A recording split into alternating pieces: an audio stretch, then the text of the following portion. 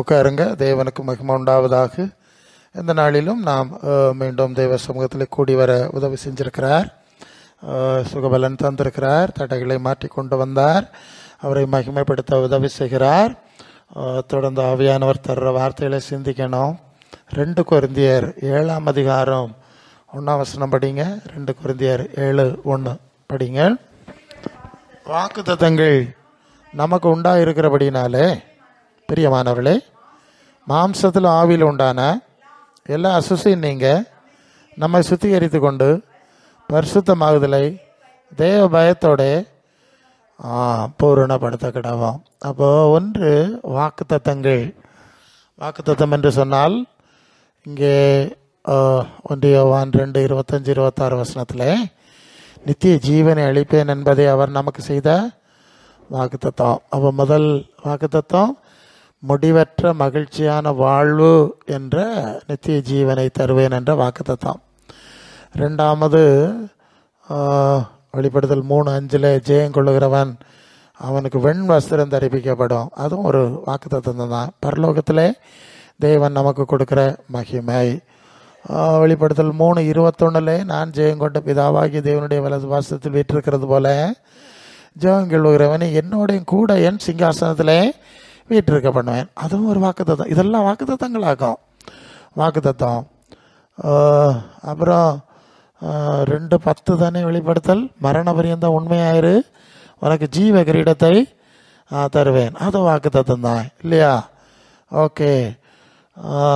2 பேதுரு 3:13 அவருடைய வாக்குத்தத்தத்தின்படியே நீதி வாசமாயிருக்கும், புதிய வானங்களும் புதிய பூமி உண்டாகும் என்று காத்திருக்கிறோம். அப்போ புதிய வானம் புதிய பூமி உண்டாக்கும்ங்கிறதும் இதெல்லாமாக வாக்குத்தத்தம். புதிய வானம் புதிய பூமி.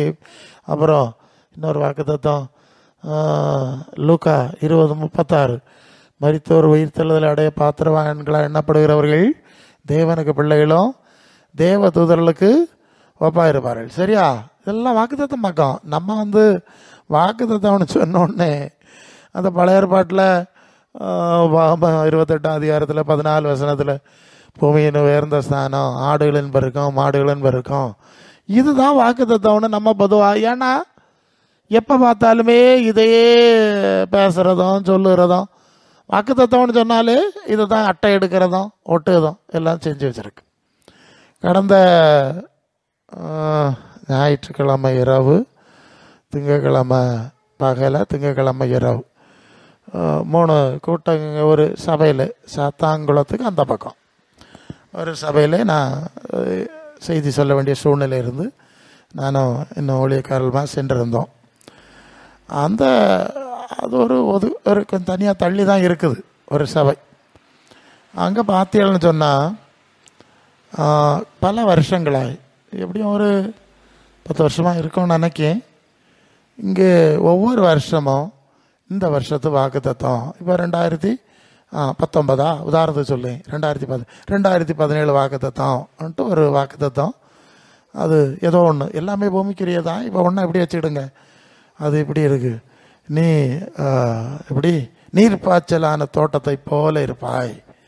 அது வசனம் போட்டிருக்கு, வருஷத்தை அடிச்சிருக்கு, நீர்ப்பாய்ச்சலான தோட்டத்தை போல இருப்பாய். அடுத்தது 2020 பெருசாட்டு அப்படி அந்த இப்போ தான் அந்த ஸ்டிக்கர் ஒன்று வருதே, அந்த ஃப்ளக்ஸு, அதை ஒன்று செஞ்சு இவ்வளோ பெருசாக அந்த வசனத்தை இவ்வளோ சுரத்து கொட்டியிருக்கு. அதுக்கு அடுத்த வருஷத்துக்குள்ள வாக்குத்தத்தம், சகல ஜாதி பார்க்கல உன்னை மேன்மையாக வைப்பேன். சரி, அங்கே ஒட்டியாச்சு.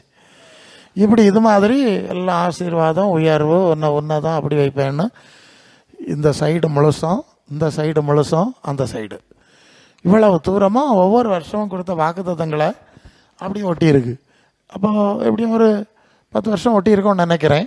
ஒவ்வொரு வருஷம் கரெக்டாக அந்த வருஷம் அந்த வருஷம் எல்லாம் ஒட்டி, எல்லாமே பயங்கர உயர்வான ஆசீர்வாதம்.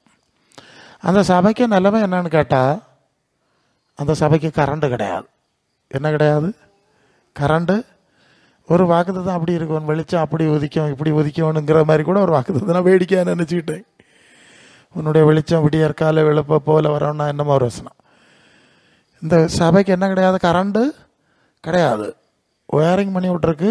அந்த சபைக்கு பார்த்துவே வழி வாரதில் ஏதோ கொஞ்சம் பிரச்சனையாக, கொஞ்சம் அந்த பக்கம் தள்ளி சுற்றி காலியாக தான் இருக்குது இடங்களில். அது பனை மரம், ஒட மரம், இந்த மரங்கள் தான் சுற்றி நிற்குது. நிறைய இடம் காலியாக இருக்குது. அந்த ஏதோ ஒரு வீட்டில் இருந்து இந்த ஸ்பெஷல் மீட்டிங்காக வேண்டி ஒயரை போட்டு தரையிலோடி போட்டிருக்கு. சும்மா போட்டு தான் கொண்டு வந்து தான் அன்னைக்கு எங்களுக்கு கரண்டு. மற்ற நாள் என்ன செய்யாது, கரண்டு கிடையாது. பிறகு இடையில கொஞ்சம் இந்த சோலார் சிஸ்டம் எல்லாம் கொஞ்சம் வச்சுருக்காங்க போல இருக்குது. அது என்ன சரியா ஒர்க் பண்ணலைன்னு நினைக்க, எல்லாம் கலத்தி வச்சுருக்கு. சரியா? அப்போ அந்த சர்ச்சுக்கு கரண்டு கிடையாது. இன்னும் கிடைக்காதனால தான் சோலார் சிஸ்டம் வச்சுருக்காங்க. அதையும் கலத்தி ரிப்பேர்னு ப்ராப்ளம் வச்சுருக்காங்க. இப்போ ஸ்பெஷல் மீட்டிங்க்கு எங்களுக்கு ஒயர் போட்டு விட்டுருந்து. அடுத்தது அந்த சர்ச்சில் தண்ணி கிடையாது. என்ன கிடையாது பார்த்துடுங்க. தண்ணி பவர் போடல, ஒன்றும் செய்யலை. தண்ணி வேணும்னா வெளியே எங்கேயாவது ரொம்ப தூரத்துலேருந்து எடுத்துகிட்டு வரணும். அல்லது இங்கே அந்த டெம்போவில் அடி அந்த டிராக்டரில் ஒரு மாதிரி டேங்கர், டிராக்டர் பேக்கில் டேங்கர் அணைச்சிருக்காங்க.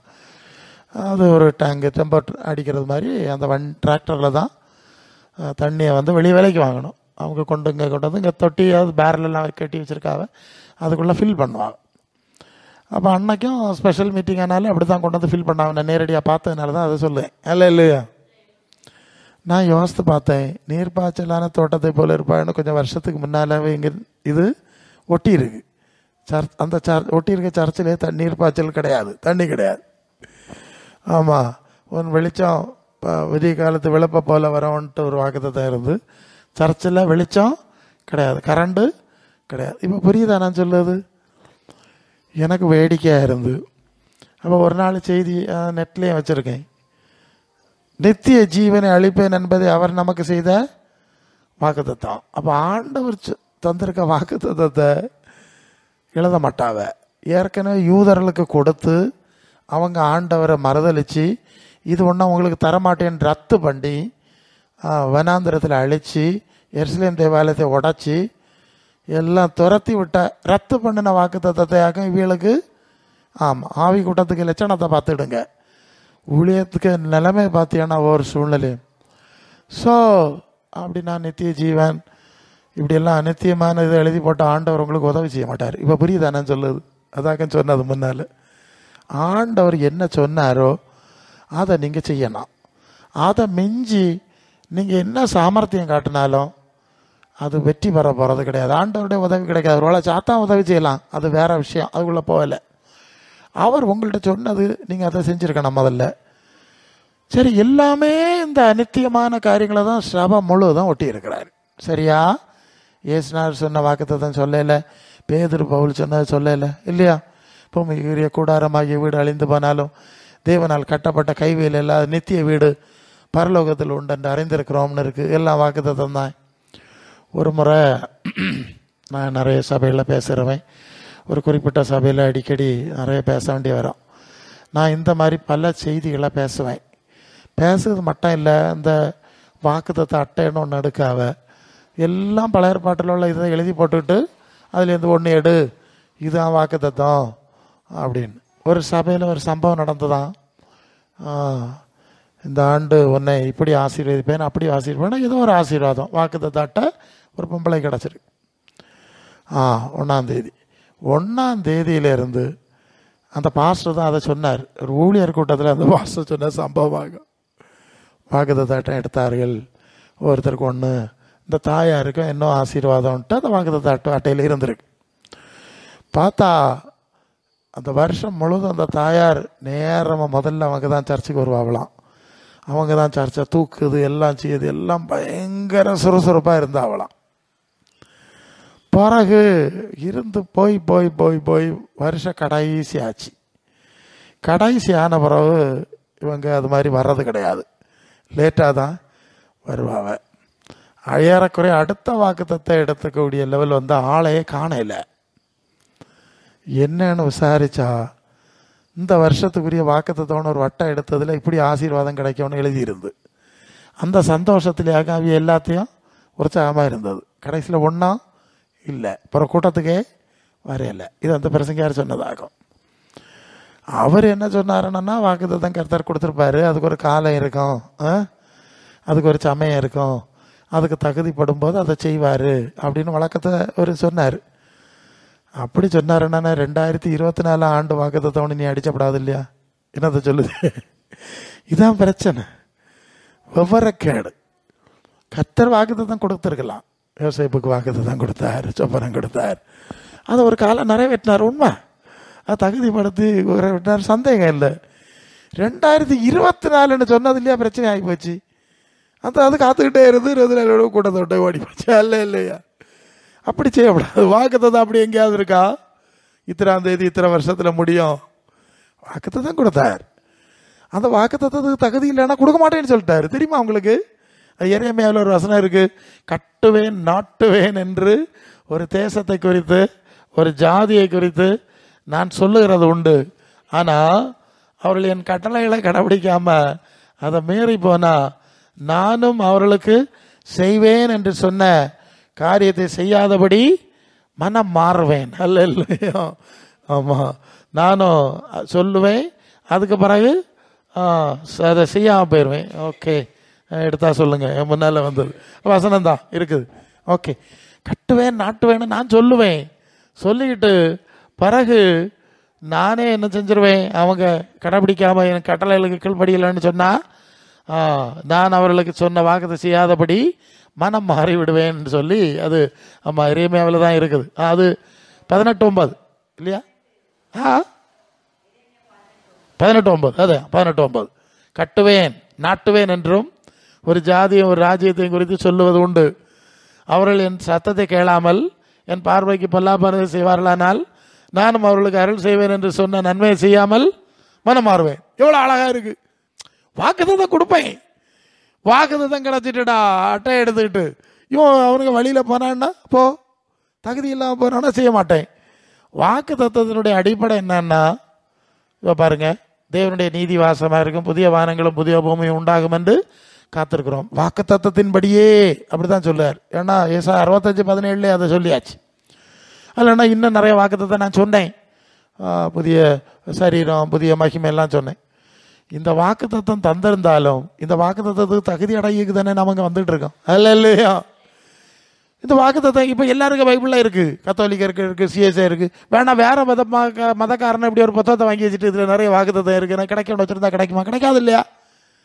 வாக்குத்தத்தம் இருக்கிறது அதுக்கு தகுதி அடையும்படி அது நாம் செயல்பட வேண்டும் என்கிற ஒரு நிபந்தனை அங்கே இருக்கிறது. இனி அது மட்டும் இல்லை, அதுக்கு ஒரு காலம் இருக்கிறது. ஒரு வாக்குத்தத்தம் சொன்னால் அதுக்கு ஒரு புதிய வானம் புதிய பூமிக்கு ஒரு காலம், புதிய சரீரம் அடைவதற்கு ஒரு காலம் இருக்கு இல்லையா? இதுபோல் பூமிக்குரிய காரியங்கள் சொன்னாலும் அதுக்கு ஒரு காலம் இருக்குது. அப்படி தான் எல்லா பக்தர்களும் வாக்குத்தத்தம் கொடுத்துருந்தாலும் அவர்கள் காத்திருந்து அதை அடைந்தார்கள். நீங்கள் 25ஆம் வருஷம் வாக்குத்தத்தம் 23ஆம் வருஷம் வாக்குத்தத்தம் போட்டதுனால தான் அந்த பிரச்சனை வந்து. இது வேண்டாத்தனம், அப்படி சொல்லலை, தப்பு. இப்படி எல்லாம் நிறைய தப்பு செய்வாங்க. இதை பார்த்து அவையெல்லாம் காப்பி அடிச்சிருக்காவ. அப்புறம் வந்து சபைக்கு லட்சணம் அப்படி நான் பரவ இதெல்லாம் பதில் தலைகளை சரியாக்கி பிரசங்கம் பண்ணேன். இதுதான் வாக்குத்தத்தம், சும்மா வாக்குத்தத்தம்னு சொல்லுவாங்க. ஒரு வாக்குத்தத்தம் ஒரு காலமும் அடையலை, போய் தங்களை ஏமாத்திடுது. ஏன்னா ஆண்டவர் சொன்ன வாக்குத்தத்தத்தில் நீங்கள் நிற்கணும், அதுக்கு அஸ்திபாரத்தில் நின்று நீங்கள் போயிருக்கணும். அவங்கள அதுக்கு இல்லையா கூப்பிட்டாரு, அது இல்லாத செய்ய மாட்டார். எதிரே வருஷம் காத்து கிடந்திருக்காங்க. சரி, அப்போ அநேக வாக்குத்தத்தங்கள், அந்த வாக்குத்தத்தங்களை பார்த்தோம். பரலோகத்துக்குரிய வாக்குத்தத்தம், மகிமைக்குரிய வாக்குத்தத்தம். இப்படி நான் இடையில சொல்ல வந்த விஷயம் அது. இன்னொரு சபையில் நான் பிரசங்கம் பண்ணுவேன். இப்படிப்பட்ட சப்ஜெக்டுகள் பேசி பேசி பேசி இதெல்லாம் கள்ளத்தனமாக்கணும்னு பேசி பேசி நடந்தது. ஒரு வருஷம், ஒரு 2 வருஷம் நடந்திருக்கோம். அப்பப்போ அதிகமாக கூப்பிடுவேன், அங்கே போவேன். 2 வருஷம் நடந்திருக்கோம். 2 வருஷம், 1 வருஷமாக நடந்திருக்கோம் குறைஞ்சபட்சம், எனக்கு கரெக்டாக ஞாபகம் இல்லை. அப்போ அந்த வரியை முடிஞ்சிட்டு, அந்த வருஷம் முடிஞ்சிட்டு அடுத்த வருஷம் அவங்க சர்ச்சில் என்னது, இந்த வருஷம் ஆண்டவர் இந்த வாக்குத்தத்தம் தந்திருக்காருன்னு போடு ஒரு வழக்கம் உண்டு. அந்த சர்ச்சுக்கு வழக்கம் உண்டு.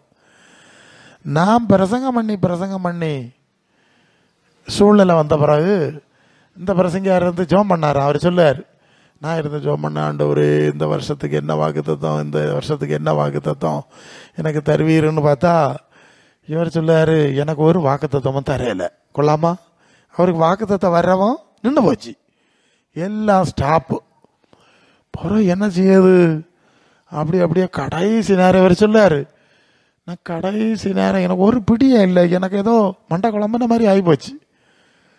அப்படி இருக்க வேலைதான் நாம் படின பிரசங்க அவருக்கு ஞாபகம் வந்துட்டு, நித்திய ஜீவனை தருவேன் என்பதை அவர் நமக்கு செய்த இதுதான் வாக்குத்தத்தம். இனி நித்திய ஜீவனை தருவேன் என்பதே வாக்குத்தத்தம் அப்படின்னு அதே சொல்லி அதே டிக்ளேர் பண்ணி அதே அடிச்சிட்டாராம். அவர் சொன்னார் எனக்கு கிடைக்கல.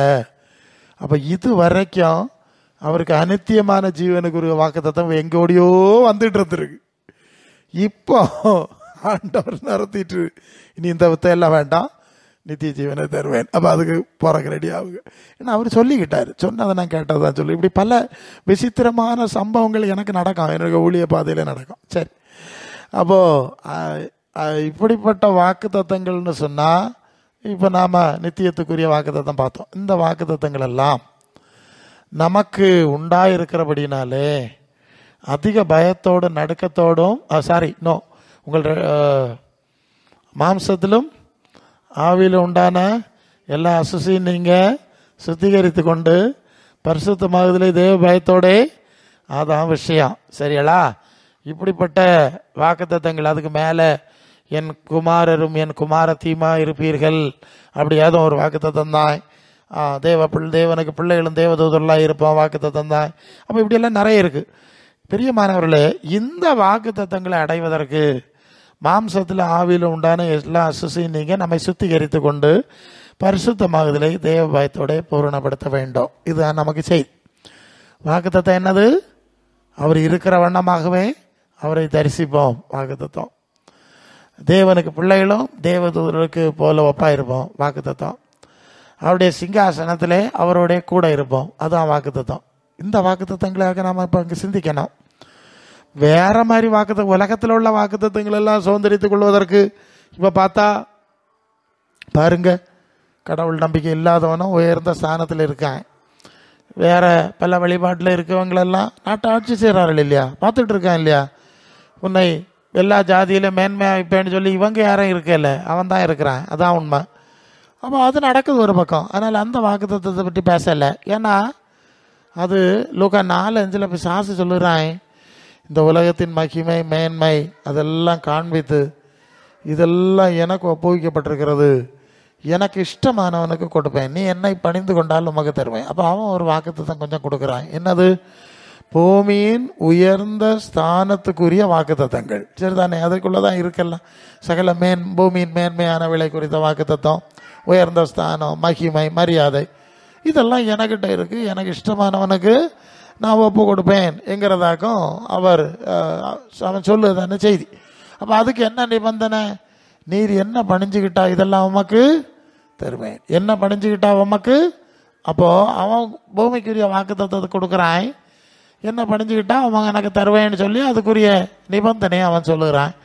ஒரு நாள் அப்படி தான் உலகத்தில் உள்ள நிறைய பேர் பூமியின் வேந்த ஸ்தானத்தில் இருக்கிறார்களோ என்னவோ அப்படி தான் நினைக்க வேண்டியிருக்கு. ஏன்னா ஆண்டவர் யோவான் 14:27 உலகம் கொடுக்குற பிரகாரம் நான் உங்களுக்கு கொடுக்கறதில்லை, உலகம் கொடுக்குற மாதிரி தரமாட்டேன், ஆனால் என்ன தருவேன்? நான் இருக்கிற இடத்துல இருக்கிற வண்ணமாக தேவனுக்கு பிள்ளைகளாய் அப்படி கொடுப்பேன். உன்னதங்களில் அவரோடு கூட உட்காரும்படி செய்தார், எபேசியர் 2:7. அப்படிப்பட்ட காரியங்களை கொடுப்பேன். அதனால தான் கொலோசியர் 3:1-2 கிறிஸ்து தேவனுடைய வலது பார்சத்தில் இருக்கிற மேலானவளை தேடுங்கள், பூமிக்கிறவளை அல்ல. புரிஞ்சுட்டு இல்லையா? அப்போது நமக்கு கொடுக்கப்பட்டிருக்கிற வாக்குத்தத்தம் என்ன, அதனுடைய தன்மை என்னன்னு உங்களுக்கு ஐடியா கிடச்சி. இந்த வாக்குத்தத்தங்களை அடைய வேண்டும் என்று சொன்னால் எந்த வாக்குத்தத்தம்?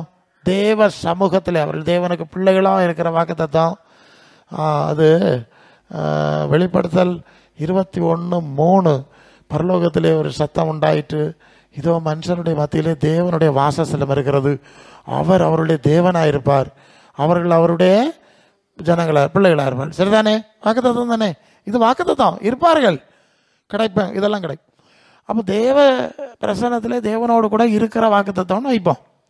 இந்த வாக்குத்தத்தத்தை அடையணும்னா நமக்கு என்ன அடிப்படை இருக்கணும்னா, 1 பேதுரு 1ஆம் அதிகாரத்தில் உங்களை அழைத்தவர் பரிசுத்தராக இருக்கிறது போல நீங்கள் உங்கள் நடவடிக்கைகள் எல்லாவற்றிலும் பரிசுத்தராக இருங்கள், நான் பரிசுத்தர் நீங்களும் பரிசுத்தராக இருக்கீர்கள் என்று எழுதியிருக்கிறதே. சரி, போதும், அதில் நடத்திடுவோம். அப்போ அது 1 பேதுரு 1:15-16 வாசித்தோம். நான் பரிசுத்தர் நீங்களும் பரிசுத்தராக இருங்கள் என்று எழுதியிருக்கிறதே.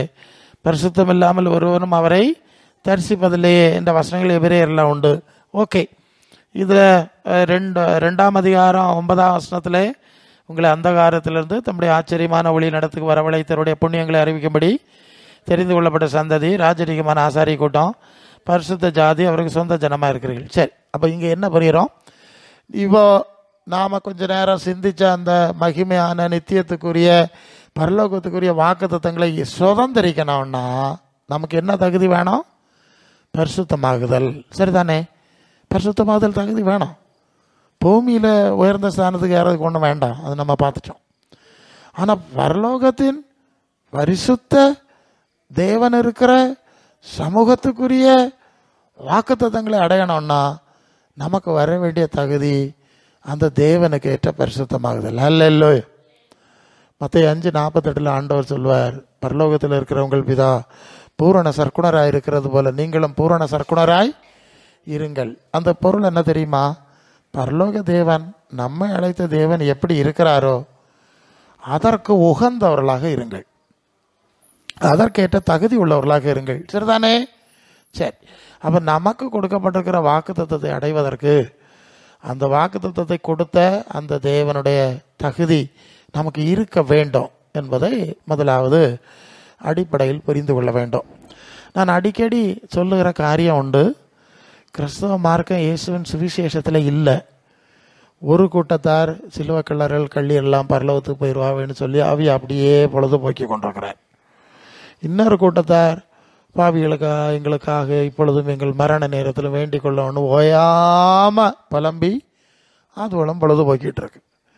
இனி அடுத்த ஆவி கூட்டத்தை எடுத்துக்கிட்டால் நான் சொல்லுவது உண்டு.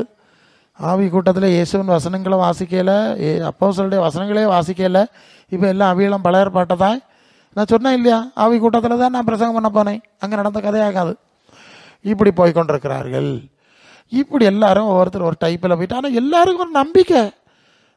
கத்தோலிக்க சபையாக இருக்கும், சிஎஸ்ஐ சபையாக இருக்கும், பந்தேகோஸ்தே சபையாக இருக்கும், எல்லாருக்கும் ஒரு விசுவாசம், ஒரு நம்பிக்கை இருக்குது, நான் அங்கே போவேன். இனி இறந்து போனாலும் நான் சொல்லுவேன் இல்லையா, விண்ணக வாழ்வின் 3ஆம் ஆண்டுன்னு ஒரு கூட்டம் சொல்லுது, சிவனடி சேர்ந்தார் என்று இன்னொரு கூட்டம் சொல்லுது, வைகுண்ட பதவி அடைந்தார் இல்லையா. எல்லாமே எல்லா மார்க்கத்தாரும் நம்புகிறாங்க, எல்லா மார்க்கத்தாரும் சொல்லிக்கிறாங்க, எல்லா மார்க்கத்தாரும் எழுதி வைக்கிறாங்க, வச்சுட்டு போட்டு அதுக்குள்ளே நம்ம. இப்போ நமக்கு ஒரு கேள்வி இருக்குது. இப்போ எல்லாரும் நினைக்கிறதும் நம்புவதும் பல மாதிரி இருந்தாலும் உண்மையிலே அந்த கடவுள் இருக்கிற, அந்த தேவன் இருக்கிற அந்த தேவ ராஜ்யத்துக்கு யார் சொல்லக்கூடும்? ஒரு கேள்வி வருது. அதுக்கு நம்முடைய பைபிள் தான் அழகான பதிலை சொல்லுது. அது பழைய ஏற்பாட்டிலையும் சொல்லுது. அதிலே 20:26 நான் பரிசுத்தராக இருக்கிறது போல நீங்களும் எனக்கு ஏற்ற பரிசுத்தராக இருக்கும்படி நான் உங்களை மற்ற ஜனங்களை விட்டு எனக்கு ஏற்ற பரிசுத்தமாக இருங்க. புதிய ஏற்பாட்டிலே அதே விஷயத்தை நம்ம படிச்சிட்டோம். ஸோ அப்போ இது கொலோசையர் 1:12 தானே, ஒளியிலுள்ள பரிசுத்தவான்களின் சுதந்திரத்தில் பங்கடை, பரிசுத்தவானுடைய சுதந்திரத்தில் தகுதி உள்ளவர் ஆக்கினவரும் இருளின் அதிகாரத்திலிருந்து விடுதலையாக்கி குமாரனுடைய ராஜ்யத்துக்கு உட்படுத்தின பிதாவை. சரி, பத்தியெல்லாம் ஒளியில் உள்ள பரிசுத்தவான்களுடைய சுதந்திரம். சுதந்திரம்னா என்ன தெரியுமா? சுதந்திரம்னா சொத்து. பெற்றோர் பிள்ளைகளுக்கு வச்சுட்டு போறாங்க இல்லையா, வாரிசு சொத்து, இதுக்கு பேர் தான் சுதந்திரம்னு பேர். இங்கே பரலோகத்தை பற்றி பயன்படுத்தி இருக்கிற வார்த்தை அது பரிசுத்தவான்களின் சொத்து. அல்ல இல்லையா? உலகத்தில் நம்ம சொத்து, பணம், வீடு, நிலம் எல்லாம் சம்பாதிச்சு வைக்கிறது சொத்துன்னு சொல்லுகிறோம். நமக்கு பிறகு வாரிசுகளுக்கு வச்சுட்டு போகிறோம். அப்போ இதை தான் சுதந்திரம்னு சொல்லுற மாதிரி பரிசுத்தவான்களுடைய உரிமை சொத்து பரலோகம். அல்ல இல்லையோ? பரிசுத்தவானுடைய உரிமை சொத்து பரலோகம். அது பாவிகளுக்கு உரிமை சொத்து அல்ல, பரிசுத்தவான்களுடைய உரிமை சொத்து. சரியா? பரலோகம் என்பது அவர்களுக்கு அதுதான் உரிமை. அதுதான் பரலோகம் என் தாய் வீடு, அதை தேனி நீ ஓடுன்னு சொல்கிறார்ல பெர்க்மான்ஸ் பாடு. ஏன்னா நமக்கு அதுதான் உரிமை. இங்கே உள்ள எதுவும் சொந்தமாக இல்லை, உரிமை இல்லை, அது தெரிஞ்ச விஷயம். நிலையான நகரம் நமக்கு இங்கே இல்லை, அந்த வசனம் அப்படியே சொல்லு. இதெல்லாம் போனாலும் தேவனால் கட்டப்பட்ட கைவேலை இல்லாத நித்திய வீடு பரலோகத்தில் உண்டு அழிந்திருக்கிறோம். 2 Corinthians 5:1. சரியா? அப்போ இப்படி ஆபிரகாம் தேவனால் கட்டி உண்டாக்கின அஸ்திபாரவுள்ள நகரத்துக்கு காத்திருந்தான். எபிரேயர் 11ஆம் அதிகாரத்தில் நான் படிக்கிறோம். அப்போ நமக்கு சொத்துன்னு சொல்லுது உலகத்தில் யாரும் எதுவும் இல்லை, பரலோகம் அதான் நிரந்தரங்கிறது நமக்கு புரிந்து கொள்ள வேண்டிய ஒரு விஷயம். நீங்கள் தானியேலில் ஒரு வசனத்தை நீங்கள் பழைய ஏற்பாட்டில் கூட புதிய ஏற்பாட்டில் பார்த்துட்டோம். பழைய ஏற்பாட்டில் பாருங்கள், நீங்கள் தானியேல் 12 கடைசி தானே, தானியேல் இறக்கக்கூடிய கடைசி நேரம், கடைசி கட்டம், இல்லைன்னா ஒரு கடைசி சூழல் தான் அந்த வசனம். அப்படி தான், தானியேலே போகலாம், நீ இளைப்பாரி கொண்டிருந்து 13 நீயோ வென்றால் முடிவு வரும் மட்டும் போயிரு. நீ இளைப்பாரி கொண்டிருந்து நாட்களின் முடிவிலே உன் சுதந்திர வீதத்துக்கு இழந்திருப்பாய். இந்த வார்த்தையை பாருங்க, உன் சுதந்திர வீதத்துக்கு இழந்திருப்பாய். ஏன் அந்த வார்த்தை அந்த இடத்துல சொல்லியிருக்கு தெரியுமா? தானியேல் இஸ்ரவேலன், யூதன். எரேமியா தீர்க்கதரிசியின் காலம் வரைக்கும் இஸ்ரவேலர்கள் அக்கிரமம், அநியாயம், துன்மார்க்கம், கர்த்தரை எரிச்சல் விட்டுற காரியங்களை செஞ்சதுனால கர்த்தர் சொல்லிட்டாரு, நீங்கள் உங்கள் வழிகளை விட்டு திரும்பணும். அது எரேமியா 7ஆம் அதிகாரத்தில் படிக்கிறோம். உங்கள் வழிகளை திரும்பணும். அப்படி திரும்பலைன்னு சொன்னால் நான் இந்த ஸ்தலத்தை அழித்து போடுவேன். நீங்கள் நியாய நீதி செய்தி நடந்தால் தான் இந்த இடத்துல உங்களை நான் என்ன செய்வேன், நான் குடியிருக்க பண்ணுவேன்னா அது அங்கே அந்த 7ஆம் அதிகாரத்தில் அங்கே 1 நீங்கள் வாசித்து கொள்ளலாம். பல தடவை சொல்லி பார்த்தார், நீங்கள் அக்கிரமம் செய்கிறீங்க, நீங்கள் மனம் திரும்பாட்டா அழிச்சு போடுவார், எருசலேமை உடைச்சி போடுவார்லாம் சொன்னாங்க, கேட்கல. அப்புறம் அது எரேமியா 52:12 தானே, நேபுகாத்நேச்சருடைய ஸ்தானாபதி இல்லைன்னா அவனுக்கு இராணுவ தளபதி நெபுசராதான், அவன் எருசலேமையும் அரண்மனைகளையும் தீக்குளத்தி எல்லாம் உடைச்சி போட்டான். சரி, வசனம் சரிதானே? அங்கே என்ற செய்தியை பார்க்குறோம். இப்படி எருசலேமை அழித்த போது, அவன் கைப்பற்றி கொண்ட போது நிறைய பேர் கொல்லப்பட்டார்கள். அதுக்கு பிறகு பலர் சிறை பிடிக்கப்பட்டார்கள். சில ஏழைகளை அங்கே உள்ள திராட்சை தோட்டங்களை பார்க்கறதுக்கு வச்சுட்டான், சிறை பிடித்தது. சிறை பிடிச்சது எதுக்குன்னு சொன்னால், அவனுக்கு பாபிலோன் தேசத்தில் கொண்டு அங்கே வேலைக்கு வைக்கிறதுக்கு. வேலைக்கு ஆள் வேணாம் இல்லையா, அடிமைகளாய். இப்படி சிறை பிடிக்கப்பட்டு கொண்டு போன வாலிபர்களில் ஒருத்தன் தான் தானியேல், ஒருத்தன் தான் சாத்ராக், மேஷாக், ஆபேத்நேகோன்னு எல்லாம் படிக்கிறோம்ல. இவங்க எல்லாம் இந்த தேசத்திலிருந்து இந்த பாபிலோனில் கொண்டு அரண்மனையில் வேலைக்கு ஆள் வேணாம் இல்லையா, வேலைக்கு வச்சிருந்த இளைஞர்கள். அதில் ஒருத்தன் தானியேல். அப்போ தானியேலுக்குள்ள விசேஷித்த ஆவி இருந்ததுனால அங்கே வேலைக்காரனாக கொண்டு போனவனை கர்த்தர் அரண்மனையில் அவனுக்கு ஒரு பிரதானியான ஒரு பெரிய ஸ்தானம் கிடச்சி இல்லையா, அந்த ஸ்தானத்தில் தானியேல் இருக்கிறான். அவன் அந்நிய தேசத்தில் உயர்த்தப்பட்டு அவன் ஒரு பிரதானமான ஸ்தானத்தில் இருந்தாலும் அவன் அங்கே உள்ள சாப்பாடை சாப்பிட இல்லையா, அங்கே உள்ள மரபுகளை கடைப்பிடிச்ச இல்லையா, அங்கே உள்ள தெய்வங்களை வழிபட இல்லையா. அவன் என்ன செஞ்சானான்னு தெரியுமா? எருசலேமுக்கு நேராய் ஜன்னலை திறந்து, பலகணி, அந்த இஸ்ரவேலர்களுக்கு வழக்கம் என்னன்னா, நடுவில் எருசலேம் தேவாலயம் இருக்கும். இந்த தேவாலயத்திலே தொழுகை உண்டு, பாவ நிவாரண பலி செலுத்துறது உண்டு. ஆனால் எல்லாரும் தேவாலயத்துக்கு பக்கத்தில் இருக்க மாட்டாங்கல்ல, ரொம்ப தூரத்துலேயும் இருப்பாங்க. அவங்க எங்கே இருந்தாலும் அந்த இடத்துல ஒரு ஜப ஆலயம் கட்டுவார்கள். தேவாலயம் ஒன்று, ஜப ஆலயம் வேறு. அந்த ஜப ஆலயத்தை எப்படி கட்டுவாங்கன்னா, இந்த எருசலேமுக்கு நேராக நின்று தொழுகை செய்கிற மாதிரி அந்த அமைப்பு, தசை அமைப்பு செய்வாங்க. அப்படி தான் தொழுவார்கள். இந்த இஸ்ரவேலர்கள் வயலில் இருந்தாலும் வேறு எங்கே இருந்தாலும் ஒரு ஜபம் பண்ணணும்னு சொன்னால் அவங்களுக்கு கரெக்டாக எருசலேம் எந்த திசையில் இருக்குங்கிறது அவங்களுக்கு மைண்டில் இருக்கும். அந்த திசையை நோக்கி தான் ஜபிப்பார்கள், தொழுவார்கள். ஜபாலயங்களையும் வச்சுருப்பாங்க. இதுதான் மரபு. இப்போ இந்த அடிப்படையில் இவன் இப்போ எங்கே வந்துட்டான்? பாபிலோனில் இருக்கிறான். பாபிலோனில் இருந்தாலும் அவன் எருசலேமுக்கு நேராய் ஜன்னலை திறந்து வச்சுருப்பான். அந்த வசனம் இருக்கு இல்லையா, எங்கே உங்களுக்கு தெரிஞ்சது தானே? எருசலேமுக்கு நேராய் ஜன்னலை திறந்து வைத்து தான் முன்பு செய்து வந்த பிரகாரம் 3 நேரம் என்ன செஞ்சாய்? ஜெபம் பண்ணிகிட்டு இருந்தான். உங்களுக்கு தெரிஞ்ச விஷயம். அப்போ அவனுக்கு என்னன்னு சொன்னால், ஒரு அந்நிய தேசத்தில் அரண்மனையில் இவ்வளவு மேலான நிலையில் இருந்த போகிறோம் அவன் சந்தோஷமாக இல்லை. எப்படி இல்லை? நான் அந்நிய தேசத்தில் இருக்கிறேன், எப்போது என் சொந்த தேசத்துக்கு போவேன்? புரியுதா? இது அவனுக்கு மனசில் இருந்த ஏக்கம். நான் எனக்கு சொந்த தேசத்துக்கு போனோம், எருசலேமுக்கு போனோம், எருசலேமில் போய் தொழுகை செய்யணும். இதுதான் அவனுக்கு மனசில் இருந்த ஆழமான ஏக்கம். அதனால தான் அவன் அந்நிய தேசத்தில் இருந்தாலும் அங்கே உள்ள வழிபாடுகளை சிக்காமல் எருசலேமுக்கு நேராக அந்த ஜன்னலை திறந்து ஜெபம் பண்ணினான் என்று பார்க்குறோம்.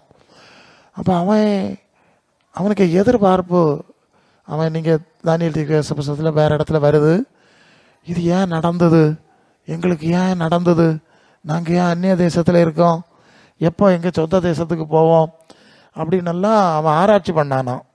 அப்போ அந்த புஸ்தகங்கள் எரேமியா தீர்க்கதரிசி இதெல்லாம் படித்து இது எவ்வளவு காலம் இந்த சாபம் இருக்கும், எப்போ இது முடியும் என்பதெல்லாம் நான் புஸ்தகங்களில் வாயிலாக அறிந்து கொண்டேன் அப்படின்னு அந்த தானியேல் தன்னுடைய தீர்க்கதரிசன புஸ்தகத்தில் எழுதுவார்.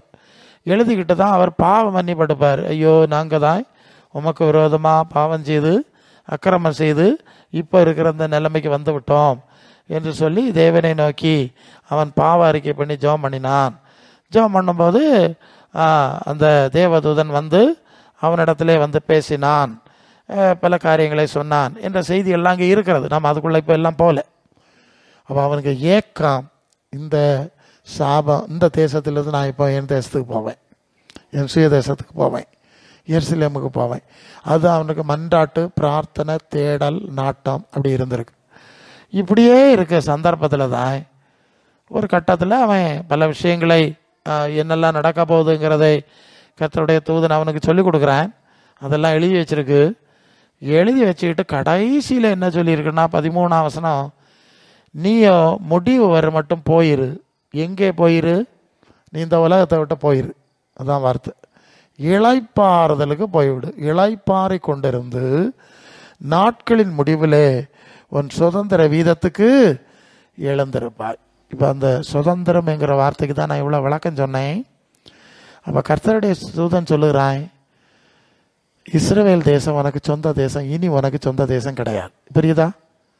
உன்னுடைய இஸ்ரவேல் தேசம் இனி உனக்கு சொந்த தேசம் கிடையாது. அங்கே உனக்கு சுதந்திரம் கிடையாது, அங்கே உனக்கு சொத்து கிடையாது. உன்னுடைய சுதந்திரம் எங்கே இருக்கு? பரலோகத்தில் இருக்கு. அல்ல, அது நித்திய சுதந்திரம். அது இந்த உலகத்தின் முடிவில் தான் உனக்கு கொடுக்கப்படும்.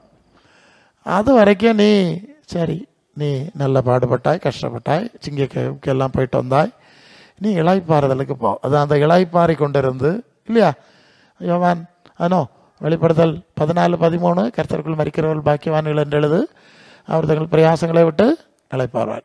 அப்போ நீ இளைப்பாறுதலுக்குள்ளே போ. உன் சுதந்திரம் உலகத்தின் முடிவிலே உனக்கு கொடுக்கப்படும். உன்னை கூப்பிட்டு உனக்கு கொடுப்பார். சரி, அப்போது பரிசுத்தவான்களுடைய சுதந்திரம்ங்கிறது பரலோகம் என்கிறத தெளிவுக்கு தான் இந்த பகுதியை சொன்னேன். இந்த சுதந்திரத்துக்கு செல்ல வேண்டும் என்றால் நமக்கு இருக்க வேண்டிய தகுதி என்னது? பரிசுத்தம். ரோமர் 6:22, நீங்கள் பாவத்திலிருந்து விடுதலையாக்கப்பட்டு தேவனுக்கு அடிமைகளானதனால் பரிசுத்தமாகுதல் கிடைக்கும் பலன் முடிவோ நித்திய ஜீவன். அப்போ பரிசுத்தமாகுதல் உண்டாக வேண்டும். நாம் 2 Corinthians 7:1 என்ன படிக்கிறோம்? பரிசுத்தமாகுதலை பூரணப்படுத்த கிடவோம். சரியா? எல்லாத்துக்கும் ஒரு தொடக்கமாக ஒரு பூரணமாக உண்டு இல்லையா? கொஞ்சமாக ஆரம்பிச்சு தானே நீதிமானுடைய பாதை நடுப்பகல் வரைக்கும் அதிகமாக பிரகாசிக்கிற சூரிய பிரகாசத்துக்கு ஒப்பா இருக்கிறது. அது காலையில் கொஞ்சம் மங்கலாக தானே உதிக்கும், அப்புறம் கொஞ்சமாக தானே பிரகாசம் அதிகரித்து ஒரு நாள் பூரண 12 மணிக்கு பூரண மகிமை வருது. இதுபோல தான் பரிசுத்தமாகுதல் என்ற அனுபவத்துக்கு ஒரு தொடக்கம் இருக்கணும் இல்லையா? ஒரே நாளில் இல்லாமல் இல்லை இல்லையா? இது பூரணம் அடைவதற்கு கொஞ்சம் அனுபவம். இதை அடையிறதுக்கு தான் ஆண்டவர் நம்ம உலகத்தில் வச்சுருக்கார். இதை அடையிறதுக்கு தான் சபையை தந்திருக்கார். இதை அடையிறதுக்கு தான் இந்த காரியத்தை நம்ம செஞ்சுக்கிட்டு இருக்கோம். அப்போ இந்த காலத்தில் இதை நாம் அடைய வேண்டும். என்னத்தை அடையணும்? பரிசுத்தமாகுதலை பூரணப்படுத்த வேண்டும். அதனால தான் நான் சொல்லுவேன், கத்தோலிக்கர் அப்படி, சிஎச்காரர் இப்படி, பெந்தகோசக்காரன் இப்படி, இந்த பேச்செல்லாம் பேசப்படாது. உங்களை அழைத்தவர், உங்கள் அழைத்தவருக்கு ஏற்ற நீங்கள் இயேசுவனுடைய வசனங்கள் எல்லாம் நீங்கள் நிதானமாக வாசித்து வந்தீங்கன்னா அந்த அழைத்த தேவனுக்கு ஏற்ற பரிசுத்தம் வரணும்னா நம்ம என்னென்ன காரியங்களை அறிந்து கொள்ள வேண்டுங்கிறத அதுக்குள்ளே இருக்குது. ஏன்னா இவர் தான் அங்கேருந்துங்க வந்தவர். அல்லேலூயா. அடுத்தது பரிசுத்த ஆவியானவர் வந்து நமக்கு நாம் ஒருவேளை கற்று புரிய முடியாத விஷயத்தை, அது 1 யோவான் 2:27, நீங்கள் அவராலே பெற்ற அபிஷேகம் உங்களில் நிலைத்திருக்கிறது, அது உங்களுக்கு போதிக்கிறது, அதன்படியே நீங்கள் செயல்படணும்னு சொல்லியிருக்கு. பரிசுத்த ஆவியானவர் நம்மை முற்றிலும் பூரண பரிசுத்தத்துக்கு நடத்துவார். இந்த அனுபவங்கள் நமக்குள்ளே நடக்கணும், நடந்து கொண்டே இருக்கணும். நாம் கூட்டத்துக்கு வந்த காலத்தில் எப்படி இருந்தோமோ அப்படி உலகத்தை விட்டு போகிற காலத்தில் இருக்கக்கூடாது. அது வந்த நிலைமை. அது இப்போ எத்தனையோ விஷயங்களிலே உள்ளான நிலையிலும் புறம்பான நிலையிலும் தேவனுடைய பரிசுத்தத்துக்கு ஏற்றபடி. ஏன்னா ரோமர் 12:2, நீங்கள் இந்த பிரபஞ்சத்துக்கு ஏற்றபடி சிந்திக்காமல், வேஷம் தெரியாமல் தமிழில் மொழிபெயர்த்திருக்காது, இந்த உலகத்துக்கு ஏற்ற சிந்திக்காமல், உலகத்துக்கு ஏற்ப வாழாமல், பரலோக தேவனுக்கு பிரியமோ நன்மையோ பரிபூர்ணமான சித்தம் என்னதென்று பகுத்தறியத்தக்கதா இவங்க மனம் புதிதாகி மறுரூபம். அப்போ என்ன செய்யணும்? பரலோக தேவனுக்கு ஏற்ற சித்தம், தகுதி, தன்மை, பரிசுத்தத்துக்கு ஏற்ப மனம் மறுரூபம் ஆகிக்கொண்டே இருக்கணும். சரிதானே? அதுதான் சொல்லியிருக்கு. நான் அந்த சபையா இந்த சபையான்னு பேச்சு கிடையாது. உங்களுக்குள்ளே கிரியை செய்கிற, செயல்படுகிற, பேசுகிற ஆவியானவருடைய சத்தத்துக்கு ஏற்றபடி. புரியும்னு நினைக்கிறேன். பெந்தைக்கோஸ்தை கோலத்தில் உண்டான மிகப்பெரிய ஒரு பிரச்சனை என்னன்னு சொன்னால், பரிசுத்தாவி வேணும்னு எல்லாரும் ஜோம் பண்ணாங்க, பரிசுத்தாவி கிடச்சி, அப்புறம் ஆவிக்கு ஏற்றபடி நடக்க மாட்டாங்க. பரிசுத்த ஆவின்னு சொல்லுவது தேவன் ஆவியாக இருக்கிறார் இல்லையா? யோவான் 4:24. அவர் நமக்குள்ள வந்து செயல்பட்டா அவருடைய சாயலுக்கு ஏற்பதானே நம்ம மறுரூபப்படுத்திக்கிட்டே இருப்பார்ல. ஆனால் இவங்க அந்த இல்லைக்கு போக மாட்டாங்க. அதில் எங்களுக்கு ஒத்து வராது. அதான் அந்த உலகத்துக்கு ஏற்ப சிந்திக்காதருங்க, பரலோக தேவனுக்கு ஏற்ப சிந்திங்க. சிந்திக்காவிட்டால் சீக்கிரமாக இந்த பரிசுத்த ஆவியானவர் செயலிழந்து போயிடுவார். சரிதானே? இப்படி தான் பெந்தைக்கோஸ்தைக்கார விளங்காமல் போனது. எல்லாருக்கும் ஆவியும் வெறும் கையும் காலம் உதறது தான் ஆவியின் அவியை நினச்சிக்கிடுது. 2 அந்நிய பாஷை பேசுறது தான் ஆவியின் அவியை நினச்சிருக்காரு. அந்த ஆவியானவர் எவ்வளவு தூரம் நமக்குள்ளே செயலாற்றுகின்றார், பேசுகின்றார், உணர்த்துகின்றாருங்கிறதெல்லாம் கோட்டை விட்டு கொஞ்ச நாளையில் எல்லாம் இல்லாமல் இக்கப்போத்து மகிமை இஸ்ரவேலை விட்டு விலகி போயிட்டுன்னு சொல்லியிருக்கலையே, அதுதானே இக்கப்போத்து. ஆமாம், அந்த உடன்படிக்கை பற்றி பிடிக்கப்பட்ட போது ஆமாம் அந்த பிள்ளைக்கு தானே பேர் போட்டாங்க இக்கப்போத்து இல்லையா? மகிமை இஸ்ரவேலை விட்டு விலகி போயிட்டு. சரி, இப்படி மகிமை தேவ பிள்ளைகளை விட்டு விலகி போய் அவங்க பிறகு ஒன்றும் இல்லாமல் இருப்பாங்க. அப்புறம் சொல்லிவிடுவாங்க, நாங்கள் அப்படி ஆகும் இப்படி ஆகும்னு பார்த்தா கடைசியில் ஒரு அனுபவம் இருக்காது. அப்படி நம்ம இருக்கக்கூடாது. அல்லேலூயா. அதான் அந்த வசனத்துடைய பொருள். பரிசுத்தமாகுதலை தேவ பயத்தோட என்ன செய்யணும்? பூரணப்படுத்தணும். இப்போ நம்ம அனுபவங்களை சிந்திச்சு பார்க்கணும். நான் என்னுடைய காலங்கள், வருஷங்கள், ஆண்டவர் அறிஞ்சு கொண்ட சூழல்கள், இப்போது நான் எப்படி இருக்கிறேன், என்னுடைய அனுபவம் எப்படி இருக்கிறது, நான் வளருகிறேனா இல்லை எல்லா ஜாதிகளையும் நான் அது வந்து பிலிப்பியர் 2:15 படிங்க. பிலிப்பியர் 2:15 வந்தால், கோணலும் மாறுபாடுமுள்ள சந்ததி நடுவிலே குற்றமற்றவர்களும் மாசற்றவர்களும் கபடற்றவர்களும் தேவனுடைய மாசற்ற பிள்ளைகளாக இருக்கும்படி எல்லாவற்றையும் முறுமுறுப்பு இல்லாமலும் செய்யுங்க. அப்போ நம்ம சுற்றி இருக்கிறது எப்படி? கோணலும் மாறுபாடு. அதுபோல் நம்ம இருக்க முடியாது. அதுதான் அதுக்கு வித்தியாசம். அதுபோல் இருக்காமல் நம்ம அழைத்த தேவனுக்கு ஏற்றபடி மாசற்ற தேவனுடைய பிள்ளைகளாக இருக்கும்படி நாம் நம்மை மறுரூபப்படுகிறவர்களாக இருக்க வேண்டும். அல்லேலூயா. அது எபேசியர் 4:17 மற்ற பிரஜாதிகள் தங்கள் வீணான சிந்தையில் இருக்கிறது போல இனி நீங்கள் இராதிருங்கள் நடவாதிருங்கள்னு சொல்லியிருக்கு. சரியா? இப்போ என்ன புரியுறீங்கன்னா, நாம் சூழ்ந்திருக்கிற மக்களை பார்த்து அதுபோல் வாழாமல், சபைகளை சங்கத்தை பார்த்து வாழாமல், நம்மை அழைத்த ஆண்டவருக்கு ஏற்றபடி பரிசுத்தமாகுதலை பூரணப்படுத்துவதிலே கவனமாக இருக்கணும். நான் சொல்லுறதை நீங்கள் புரியணும். ஏன்னா நம்ம சுற்றி மனிதர்கள் இருக்கிறாங்க. அவங்களுக்கு ஏற்றபடி வாழ்ந்தால் ஒரு நாள் எல்லாரையும் விட்டுட்டு நம்ம போய் ஆண்டவருக்கு முன்னே நிற்கணும். ஆண்டவருக்கு ஏற்ப பரிசுத்தத்தில் இருந்தால் தான் அங்கே நம்ம தைரியமாய் நிற்க முடியும் இல்லையா? உலகத்துக்கு ஏற்ற பரிசுத்தமாக இருக்கிறவர்கள் ஆண்டவருக்கு முன்பு எப்படி தைரியமாக நிற்க முடியும்? சபைக்கும் சங்கத்துக்கு ஏற்ப இது எல்லாமே கண்ண மடுற மாறிடும் இல்லையா? உங்களுக்கு அது புரியும் நினைக்கிறேன். எனக்கு தேவன் தந்தது நான் உங்களுக்கு வர்றதை உங்களுக்கு தந்து கொண்டிருக்கிறேன். அப்போது அவருடைய சமூகத்திலே பூரணமாய் நிற்க வேண்டுமென்றால் அதற்கேற்ற தகுதி என்ன என்பதை ஆழமாய் சிந்திக்கக்கூடிய எனக்கு உணர்வை தந்தபடினாலே உங்களுக்கு பேசுகிறேன். ஆவியானவர் அந்த உணர்வை கொடுக்கிறார். அந்த அளவு இந்த ஊழியத்தில், இந்த உலகத்திலிருந்து தேவன் நம்மை விலக்கி அவருடைய தன்மைக்கேற்ப ஒரு ஆழத்துக்குள்ளே கொண்டு போகிறார், போக விரும்புகிறார். ஆனால் நாம் தான் என்ன செய்யலை, போகவே இல்லை, போக விரும்பலை. நம்ம மட்டுப்படுத்திக்கிடுவோம்.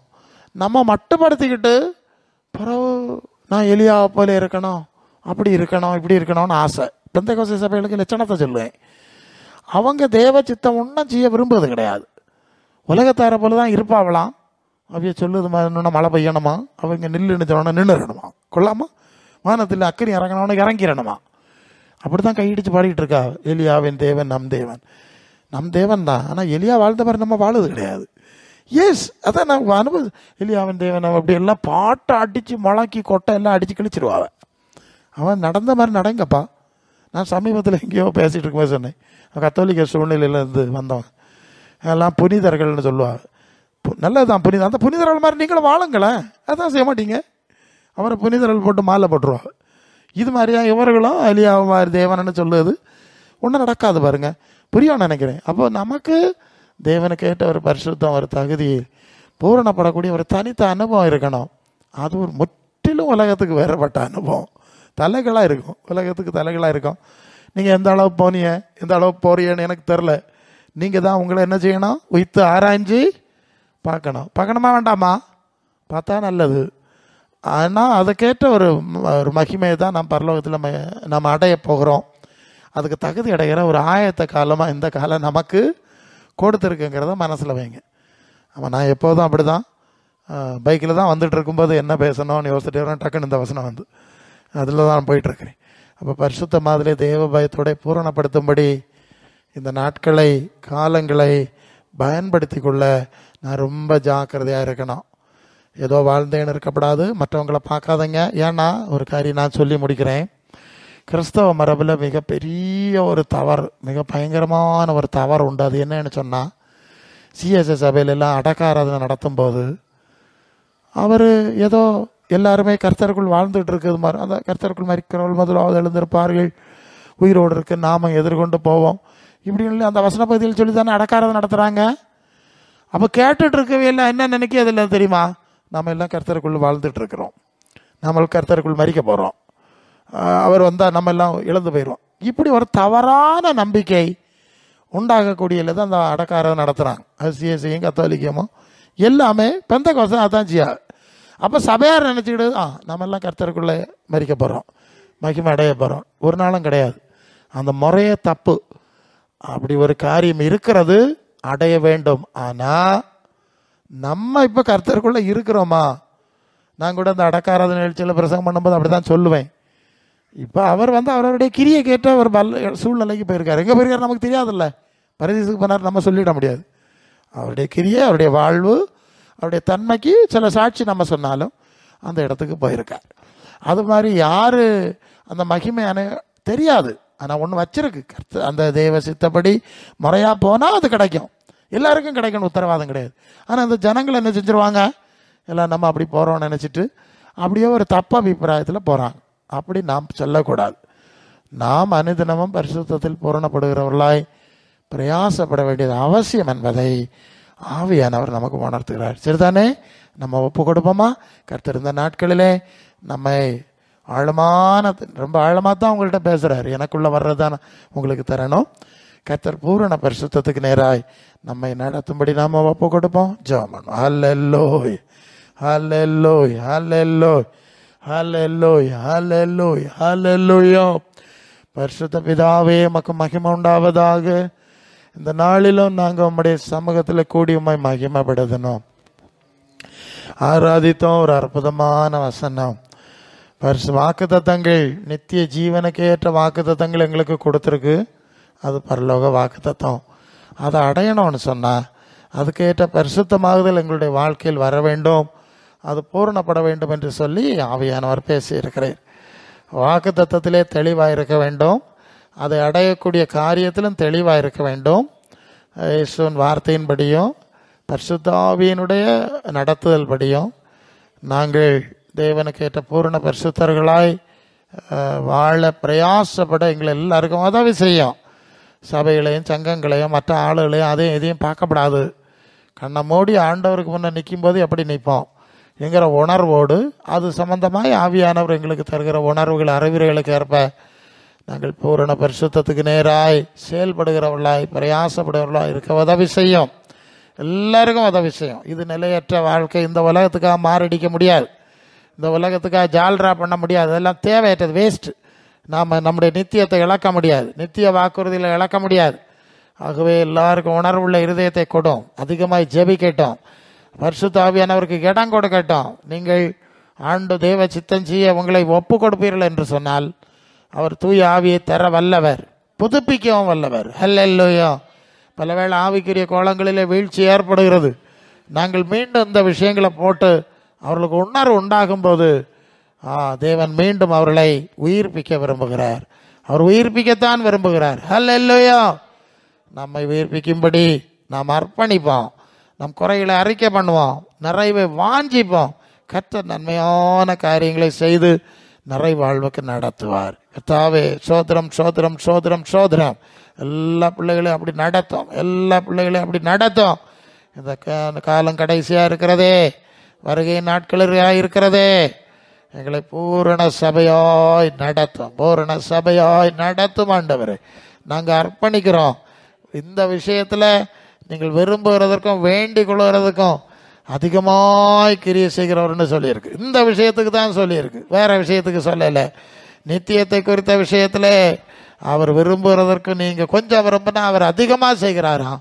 ஆகவே எங்களுடைய விருப்பத்தை, வாஞ்சையை, அர்ப்பணத்தை பார்க்கிற தேவன் நீர் அதிகமாய் செய்வீர். ஆண்டவரே இந்த நாட்களில் கண்டிப்பாக செய்வீர். எங்களை புதுப்பிப்பீர், எங்களை உயிர்ப்பிப்பீர். ஹல்லேலூயா. பொது பலன் அடையும்படி செய்வீர். நாங்கள் விசுவாசிக்கிறோம், பூரணமாக விசுவாசிக்கிறோம். இந்த பிள்ளைகளுக்கு நீர் உதவி செய்யும். வரும் நாட்களில் நல்ல அனுபவங்களை காண உதவி செய்யும். ஊழியக்காரரை சுகத்தோடு வந்து ஊழியத்தை தொடர்ந்து செய்ய உதவி செய்யும். நன்மைகளை கொடும். தாழ்த்துகிறோம், எல்லா துதியும் செலுத்துகிறோம். இயேசு நாமத்தில் பிதாவே.